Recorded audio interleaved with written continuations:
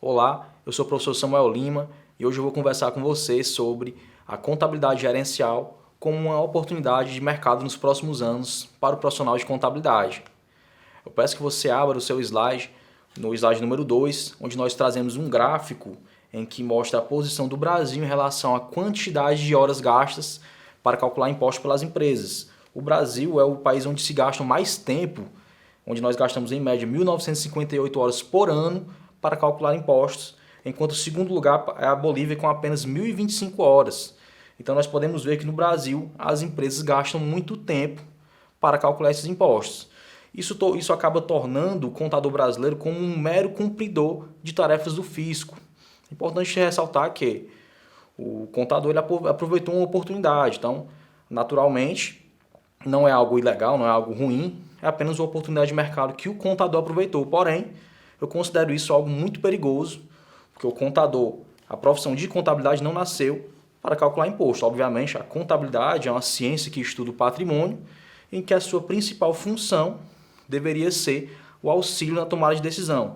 Então, se for uma situação criada pelo fisco, em que os contadores aproveitaram uma oportunidade de mercado para capitalizar em cima disso, porém é algo muito perigoso. Tudo que o fisco cria, ele também pode tirar e deixar esses contadores que se especializaram apenas em calcular impostos à míngua, à deriva ou sem essa oportunidade de mercado. Então nós vemos aqui que o Brasil gasta 1.958 horas em média, as empresas gastam em média 1.958 horas apenas para cumprimento de obrigação acessória e cálculo de tributo. Isso é um absurdo.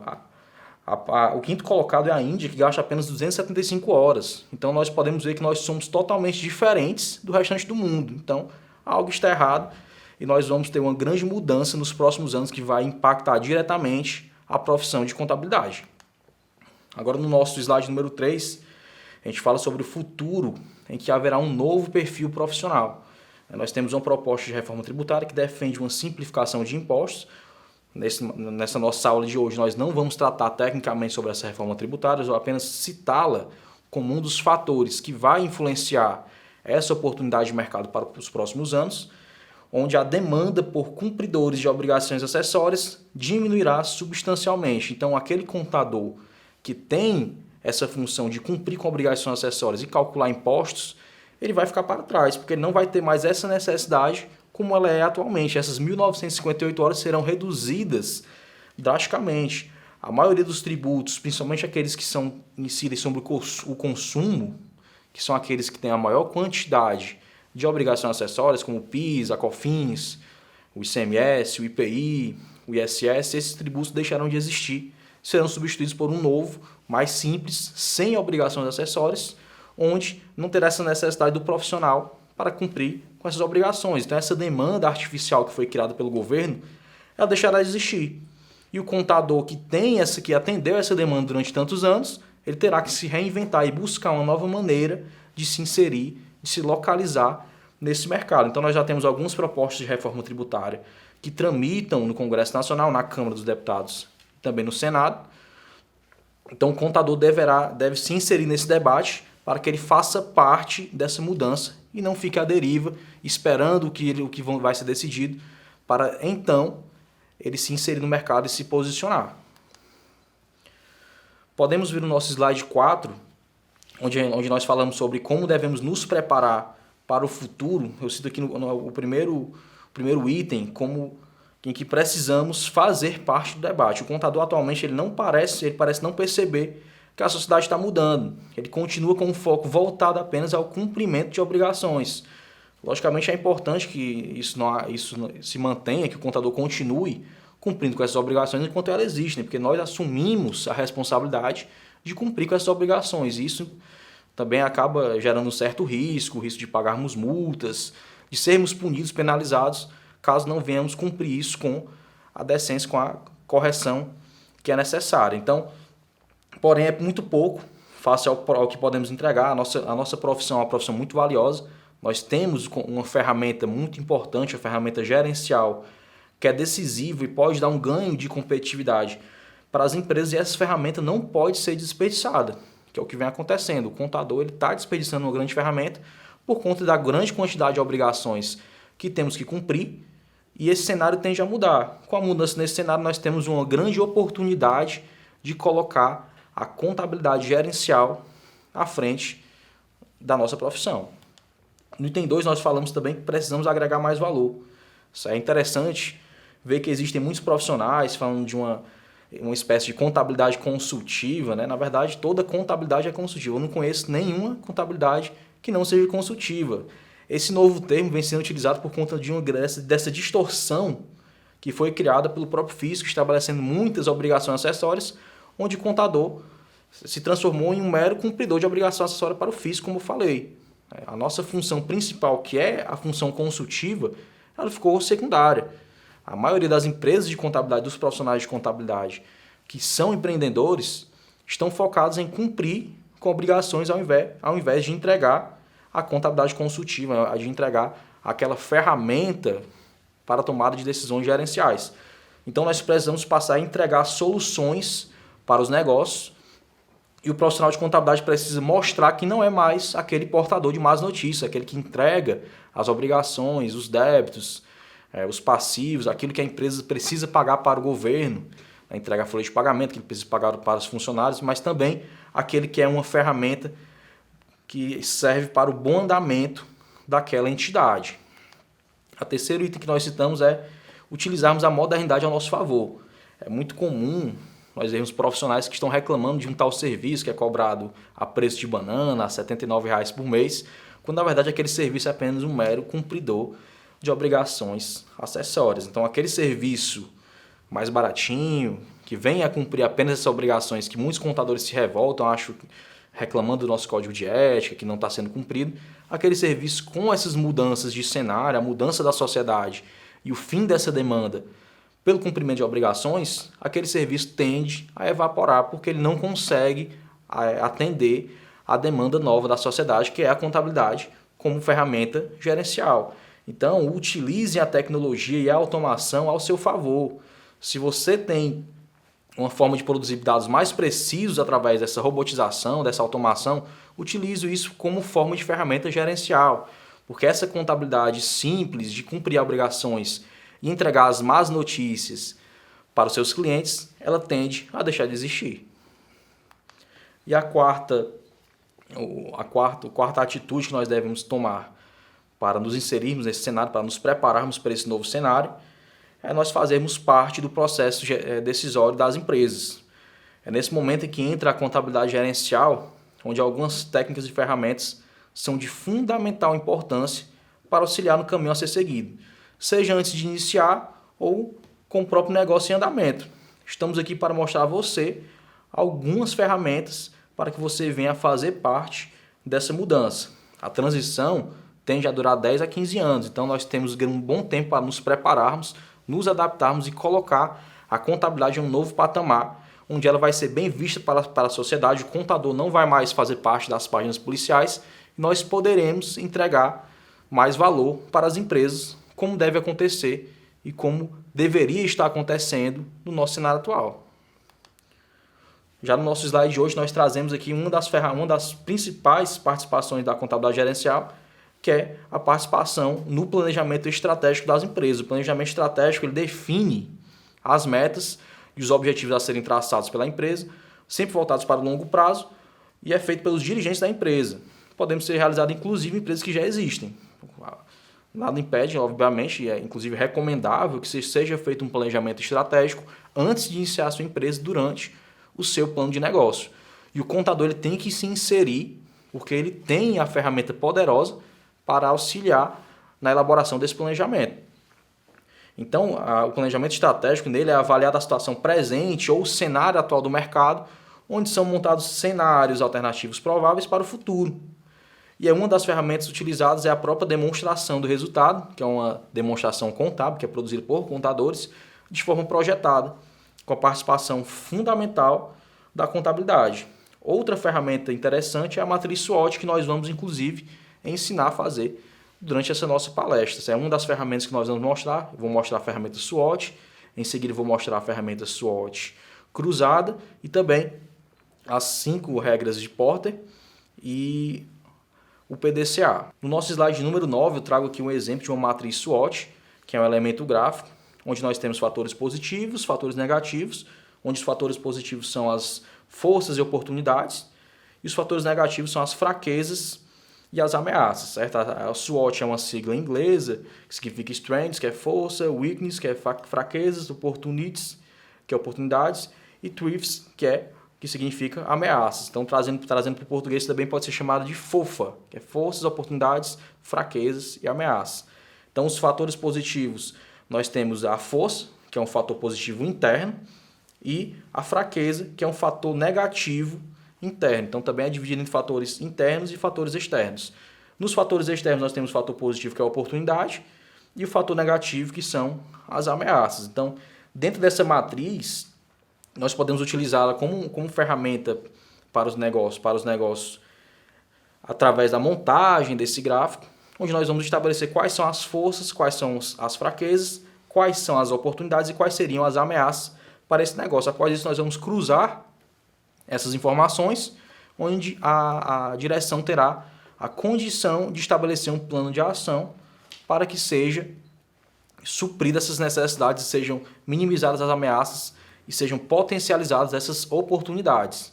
Então eu trouxe aqui um exemplo, eu trouxe aqui um passo a passo, onde o primeiro passo é fazer um brainstorm com a equipe, que o brainstorm não é nada mais do que, como o próprio nome sugere, é uma palavra inglesa que significa tempestade de ideias, onde esse brainstorm será feito por toda essa equipe, toda a equipe de profissionais, inclusive ligados ao setor operacional, e o objetivo é levantar o máximo de informações possíveis, e esse é o momento onde as pessoas que lidam diariamente com o operacional podem contribuir de forma mais relevante, e é nas operações onde são identificadas as características da empresa. Então esse brainstorm é fundamental para que se tenha uma boa matriz SWOT, tenha o máximo de informações possíveis para em seguida serem estabelecidas as prioridades. Nós vamos utilizar o brainstorm como uma forma de fazer um levantamento, uma espécie de levantamento de dados estatísticos. Em seguida, nós vamos estabelecer as prioridades e o ideal é que tenhamos no máximo 5 ou 6 itens para cada um dos fatores. Então, o brainstorm nós levantamos uma grande quantidade de informações e em seguida nós estabelecemos prioridades em que são estabelecidas aquelas que são mais importantes e mais relevantes para o negócio. O passo 2 consiste em analisarmos os fatores internos, que são as forças e fraquezas, tais como a localização, tempo de mercado, reputação, recursos humanos, recursos financeiros, marketing, estrutura e demais fatores internos, e sempre atentar para os fatores internos que são chave para a boa execução do negócio. O passo 3 consiste na análise desses fatores externos, que são as próprias oportunidades e ameaças, e estão divididos em 2 ambientes. Um deles é um ambiente micro, onde clientes, que são os clientes, os fornecedores, os concorrentes, os novos players, novos ingressantes no mercado, produtos alternativos, produtos intermediários, entidades de classe, fazem parte desse ambiente micro, que é aquele que está mais próximo da entidade. Em seguida, nós temos também um ambiente macro, que é a política, a economia, a demografia, a tecnologia, o ambiente sociocultural da sociedade, o ambiente natural. Então, nesse ambiente macro, nós temos algo mais distante, mas que também influencia nessa entidade.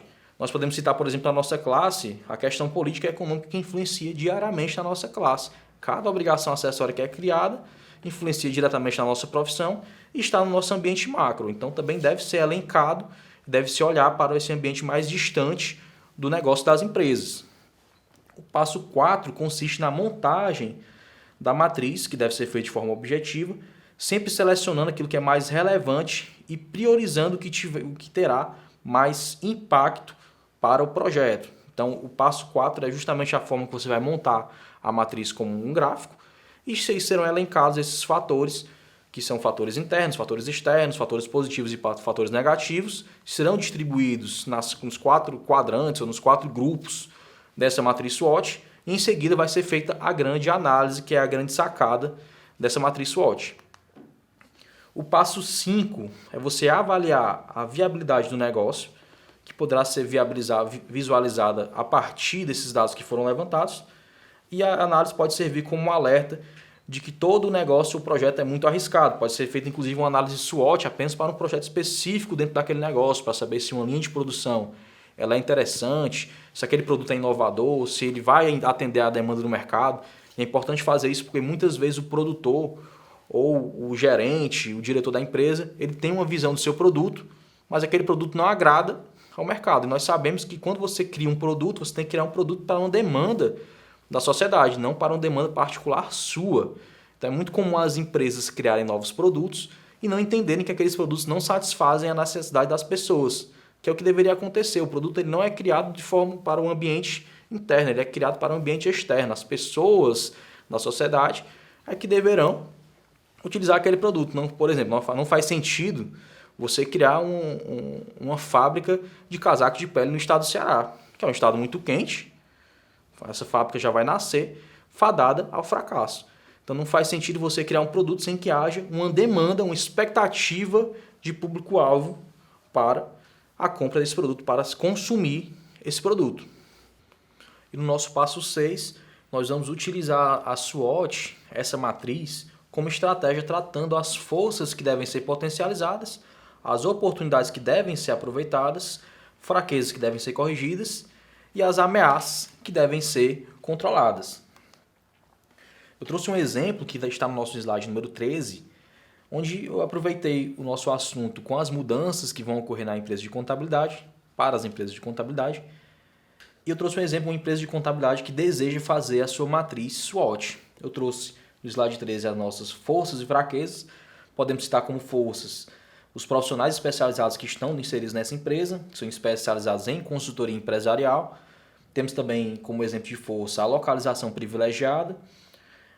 Temos também que a empresa ela é especialista em determinado nicho de mercado, isso pode ser considerado uma força. E também que a empresa tem condição, tem uma tecnologia suficiente para a automação dos seus processos. Eu já considerei como fraqueza, que também faz parte desse ambiente interno. A equipe pouco engajada pode ser uma característica da empresa que vem a ser uma fraqueza. Muitas empresas de contabilidade passam por isso, que não tem uma cultura empresarial estabelecida, que não tem um ambiente propício para que essa equipe tenha maior engajamento com o seu negócio. Falta de foco na atuação dessa empresa. A empresa não tem um foco específico, ela não tem um norte, não tem uma definição estratégica de como vai atuar dentro do mercado. Setor de cobrança ineficiente também é muito comum na nossa profissão, as empresas terem um setor de cobrança que não funciona da maneira adequada e acabam tendo grande índice de inadimplência. E o marketing defasado, que é mais uma característica da nossa profissão, enquanto nós queremos nos apresentar como empresas, como negócios, e não temos um marketing muito bem feito, definido, um marketing especializado para a empresa de contabilidade. No nosso slide 14, eu trouxe os fatores do ambiente externo, que são as oportunidades e ameaças. Como oportunidade, nós trazemos a saída da crise com um ambiente propício a novos negócios, ou seja, nós estamos em um ambiente de crise, onde há a expectativa de sairmos dessa crise, termos um crescimento econômico e com isso teremos novos negócios. Isso pode vir a ser uma oportunidade para as empresas de contabilidade. A mudança do mercado com as novas necessidades sendo observadas, ou seja, as empresas vão mudar os seus mercados e vão ver essa contabilidade como uma nova necessidade, uma provável diminuição do tempo para calcular impostos nos próximos anos, então nós vamos ter um ganho de tempo também dentro do nosso negócio. Hoje nós gastamos muito tempo, como nós falamos lá no nosso primeiro gráfico, para calcular esses tributos, esses impostos. Então, como nós não vamos ter mais tanta necessidade de tempo, podemos utilizar esse tempo para fazer a contabilidade de fato, fazer algo mais útil para as empresas. E temos também uma nova tendência empresarial de buscar a consultoria. Com o maior acesso à informação, os empresários estão vendo a consultoria como uma maior necessidade. Isso é o que nós temos observado nos últimos anos, inclusive mais recentemente. As empresas estão buscando consultoria e estão observando que ao buscar essa consultoria elas têm um ganho de produtividade e o custo que elas têm com essa consultoria, o dispêndio, acaba sendo algo vantajoso, que elas têm um ganho de produtividade, uma maior competitividade, conseguem arrancar uma maior fatia do mercado. Então elas estão vendo, existe essa nova tendência das empresas a buscar consultorias especializadas na consultoria empresarial. E citei como ameaças a alta concorrência. Nós temos muitas empresas de contabilidade, muitos profissionais que Então nós temos um ambiente de muita concorrência. Empresas com marketing agressivo, existem muitas empresas de contabilidade que estão praticando esse tipo de marketing mais agressivo, que eu particularmente não considero ideal, mas é uma ameaça, porque quem vê esse marketing mais agressivo acaba se sentindo mais atraído. E também tem como ameaça os clientes antigos que não enxergam a necessidade da consultoria. Ainda temos aqueles clientes que querem apenas o cumprimento da obrigação acessória. Como a obrigação acessória vai deixar de existir, nós temos aí esse tipo de ameaça também, que é um fator externo que nós não temos controle sobre ele, que são os nossos clientes. E temos ainda como ameaça, a última delas, a imagem do contador como um mero cumpridor de obrigação. Isso é uma imagem que nós temos perante a sociedade. O contador ele está diretamente associado aos impostos. Então nós temos que mudar esse cenário, girar essa chave, para que o contador seja visto como algo útil, como algo proveitoso, que a contabilidade gerencial seja realmente aquela ferramenta útil para a tomada de decisões. Então vamos para o nosso próximo slide, onde eu trago aqui a SWOT cruzada, que é a grande sacada.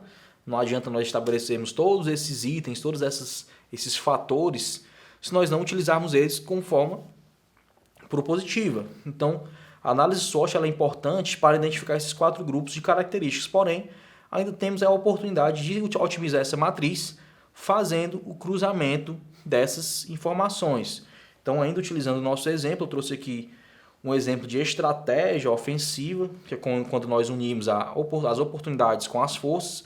Então, dentro do nosso exemplo, nós poderíamos supostamente unir essa oportunidade, que é a nova tendência empresarial, em buscar as consultorias, né, em buscar o serviço de consultoria. Nós podemos aliar a nossa força de termos os profissionais especializados em consultoria. Então, nós temos uma oportunidade e podemos potencializar essa oportunidade através de uma força que está dentro do nosso ambiente interno e pode ser utilizado como forma de estratégia ofensiva para capitalizar essa oportunidade. Outro tipo de estratégia, a estratégia confrontativa, onde nós unimos a ameaça, nós utilizamos a ameaça e associamos ela a uma força.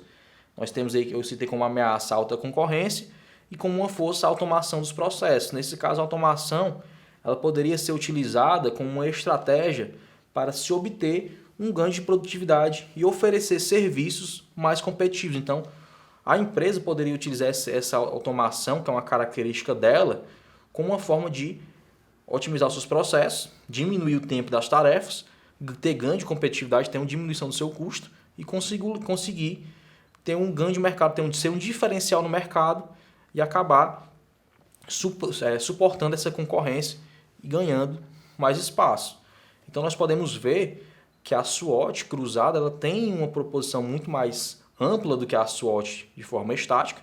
Nós temos a SWOT cruzada como estratégias empresariais e você fazendo isso na sua empresa é o primeiro passo para você começar a entender como funcionam essas ferramentas gerenciais. O próximo passo é você ir até o seu cliente e entregar essa ferramenta como uma análise, como uma ferramenta mesmo, como uma ideia a ser utilizada no seu negócio, em que você pode aplicar essa ferramenta e a sua empresa pode dar esse suporte ao seu cliente.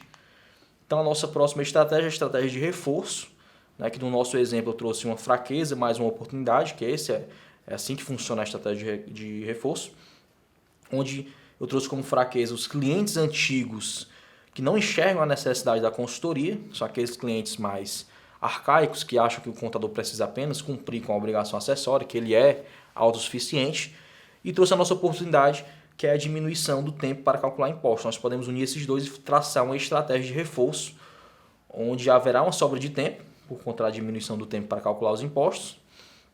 Isso vai tornar possível oferecer serviços adicionais, como a própria consultoria, para mudar a cultura da empresa do cliente. Nós podemos utilizar uma fraqueza, que são esses clientes antigos, para termos um ganho, uma capitalização, né, através de uma oportunidade, que é justamente oferecer serviços adicionais, com a própria consultoria, e vamos ter como mudar a cultura dos nossos clientes. Outro tipo de estratégia é a estratégia defensiva, que eu trouxe aqui como no nosso exemplo o marketing defasado, que é uma fraqueza, e os concorrentes com marketing agressivo, que é uma ameaça. Então, a estratégia defensiva, nós unimos uma fraqueza com a ameaça e tentamos traçar uma estratégia para a formatação de um plano de ação, de forma a minimizar os impactos dessas ameaças frente às fraquezas da empresa. E nesse caso seria interessante mudar a política de marketing para que os nossos concorrentes não se sobrepusessem de tal forma. Então seria interessante, a partir dessa união, dessa fraqueza com essa ameaça, que seria algo muito agressivo, nós traçarmos estratégias para minimizar essa fraqueza, ou seja, nós traçarmos uma nova estratégia de marketing, mudar a nossa política para termos um marketing mais moderno, como empresa de contabilidade, e acabar por não suportar tanto essa ameaça, para minimizar essa ameaça com os concorrentes que têm esse marketing mais agressivo. Nós devemos mudar a nossa política como forma de nos diferenciarmos nesse mercado.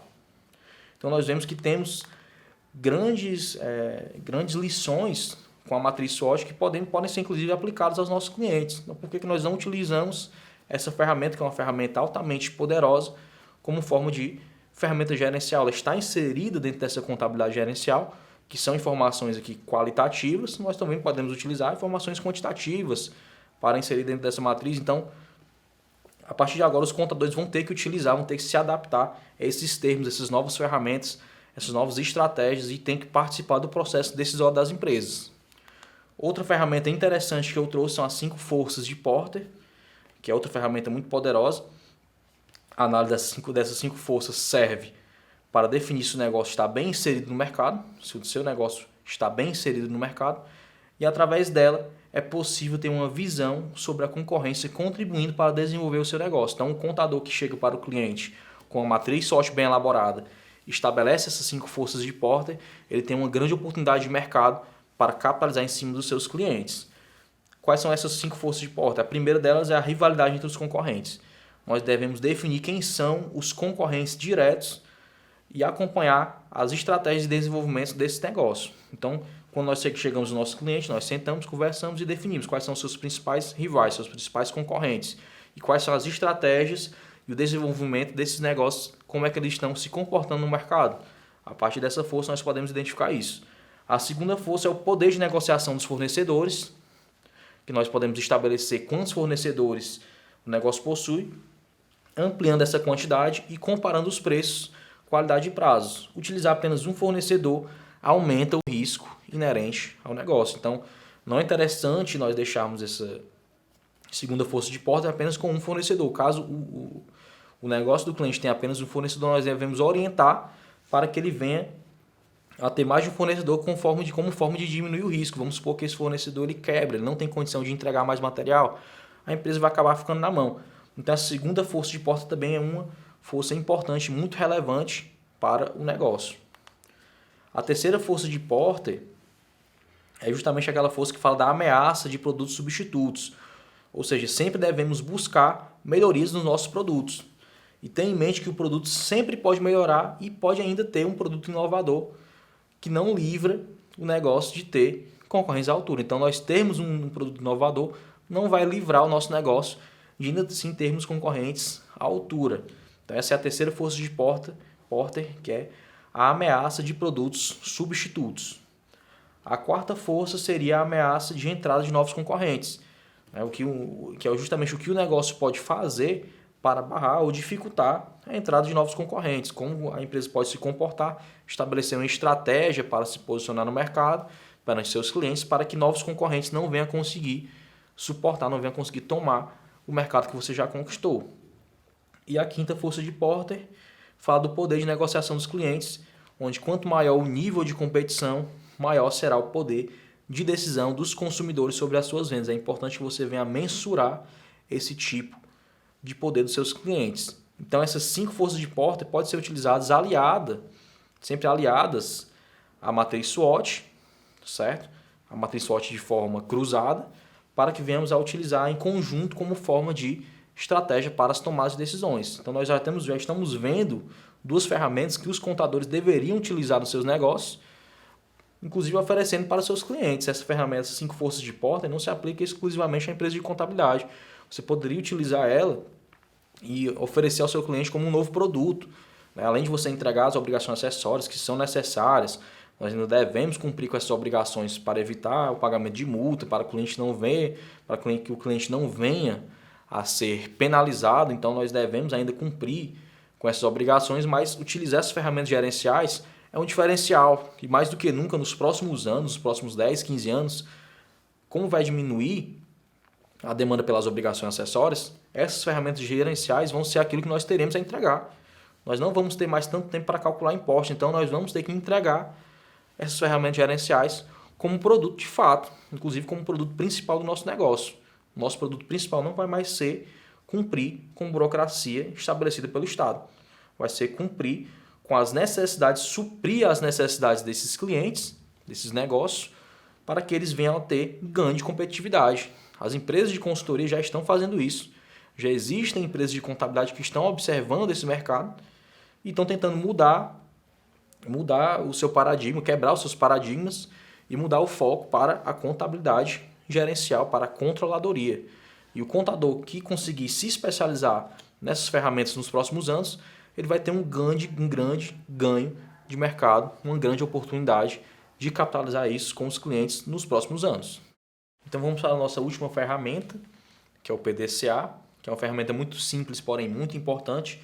Está no nosso slide número 21, onde o ciclo PDCA é uma ferramenta que consiste em garantir que os processos funcionarão de maneira organizada. É uma sigla, novamente, uma sigla inglesa, onde o P significa plan, que é planejar, o D significa do, que é fazer ou executar, o C é check, que é checar ou conferir, e o A é act, que significa agir.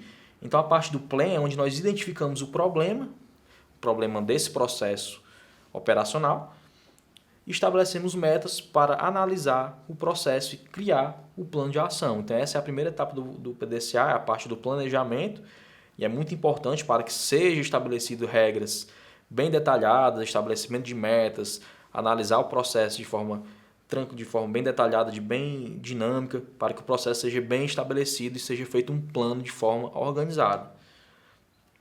A segunda etapa é o do, que é a própria execução do plano que foi estabelecido na etapa anterior. Então, essa etapa ela é crucial para a execução dessa metodologia. E é importante que a metodologia, como eu falei, tenha sido muito bem definida, muito bem detalhada. Então, o do é a etapa onde nós vamos executar o plano que foi pré-estabelecido. A terceira etapa é a etapa do check, que é a checagem e a análise do que foi executado, de acordo com o plano de ação, para identificar eventuais erros na execução do processo. Pode parecer algo muito óbvio, mas é o que as empresas não fazem. Com você utilizar o PDCA como ferramenta para definir e organizar os seus processos, é algo primordial. Então, a parte do check é onde você vai checar e analisar tudo aquilo que foi executado e encontrar os eventuais erros. Caso os erros sejam encontrados, você vai voltar para a parte do planejamento e vai partir para o A, que era o ACT, onde você vai agir e colocar em prática as ações corretivas dos problemas do passo anterior. Então, a última etapa é o ACT, você vai corrigir os problemas do passo anterior e vai começar a rodar esse PDCA. Então, sempre que nós temos um processo, nós temos que girar o PDCA. No momento da execução, encontrou algum erro durante a etapa da checagem. Essa etapa da checagem pode ser feita em todas as etapas, inclusive. Encontrou algum erro, volta para o P e roda o PDCA. Então, quando se fala em girar o PDCA, é justamente utilizar essas 4 etapas para saber se o processo está sendo bem executado. Então, o contador que chega no seu cliente, entrega suas obrigações acessórias, entrega os seus SPEDs, a sua DCTF, entrega o seu E-Social, entrega a sua folha de pagamento, que são as obrigações vitais para a empresa, as obrigações que ela tem que cumprir como forma de obrigação legal, e além disso entrega um PDCA, entrega uma análise de matriz SWOT, entrega uma análise das 5 forças de Porter.